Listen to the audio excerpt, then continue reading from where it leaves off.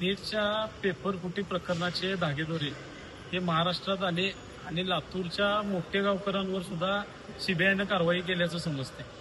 आज आम्ही माननीय जिल्हाधिकाऱ्यांची भेट घेतली आणि आज आमची मागणी ही आहे की या नीटच्या पेपर फुटी प्रकरणामध्ये जे दोषी या सगळ्यांवर तात्काळ कारवाई करण्याची गरज आहे.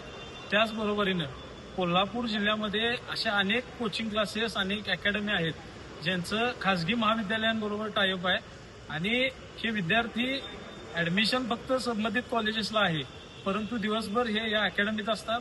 या महाविद्यालयांचे पेपर हे संबंधित अकॅडमीमध्ये होतात आणि मुलांचं आणि या महाविद्यालयाचं आणि या अकॅडमीचं जे टायअप आहे हे मुळात बेकायदेशीर आहे.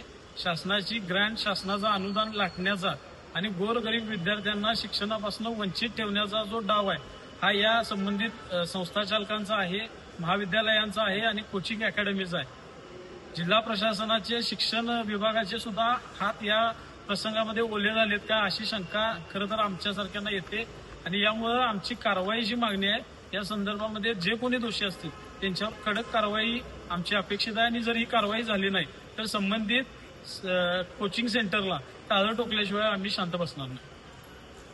अशाच नवनवीन अपडेट्ससाठी डिजिटल कोल्हापूर चॅनेलला सबस्क्राईब करायला विसरू नका.